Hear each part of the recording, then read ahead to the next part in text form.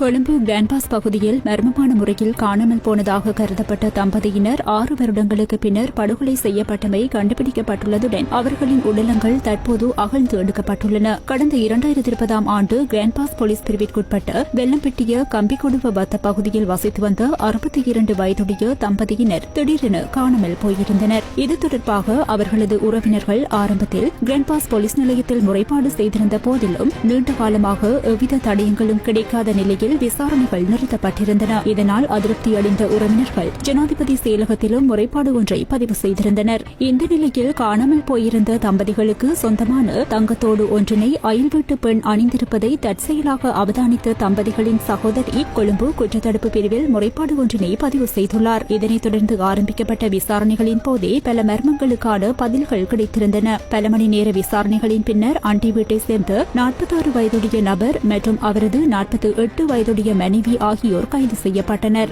சந்தேக ஆண் நபர் போதைப்பொருள் பாவனையாளர் என்றும் அயல் வீடுகளில் உள்ளவர்களுடன் தொடர்ச்சியாக தகராறில் ஈடுபடுபவர் என்றும் போலீசார் தெரிவித்தனர். கைது செய்யப்பட்ட சந்தேக நபர்கள் வழங்கிய அதிர்ச்சியூட்டும் வாக்குமூலத்தின்படி இரு தரப்பினருக்கும் இடையில் நிலவி வந்த தொடர்ச்சியான வாக்குவாதங்கள் மற்றும் தகராறுகள் காரணமாகவே இந்த இரட்டை கொலை இடம்பெற்றமை உறுதி செய்யப்பட்டது. கடந்த 2020 ஆண்டு தம்பதியினரை தங்களது வீட்டிற்கு பின்புறமாக அழைத்து சென்று கூர்மையான ஆயுதங்களால் கழுத்தை வெட்டியும் தலையை துண்டித்தும் கொடூரமான முறையில் கொலை செய்துள்ளனர். பின்னர் சடலங்களை எவரும் கண்டுபிடிக்க முடியாதபடி வீட்டின் பின்புறம் உள்ள ஒரு பள்ளத்தில் புதைத்து மறைத்தமையால் கடந்த 6 ஆண்டுகளாக இந்த மர்மம் நீடித்து வந்துள்ளது. அழுத்கடி நீதவான் நீதிமன்ற இலக்கம் 4 நீதவானின் உத்தரவிற்கு அமைய நேற்றைய தினம் சம்பவ இடத்திற்கு சந்தேக நபர்கள் அழைத்து வரப்பட்டு விசாரணை மற்றும் ஆய்வு நடவடிக்கைகள் முன்னெடுக்கப்பட்டன. சிறப்பு தடயவியல் போலீஸ் அதிகாரிகள் மற்றும் தடயவியல் மருத்துவ அதிகாரியின் முன்னிலையில் தற்போது அந்த இடத்தில் உடலங்கள் அகழ்ந்து எடுக்கும் பணிகள் நிறைவு செய்யப்பட்டுள்ளன. 6 வருடங்களாக மறைக்கப்பட்டிருந்த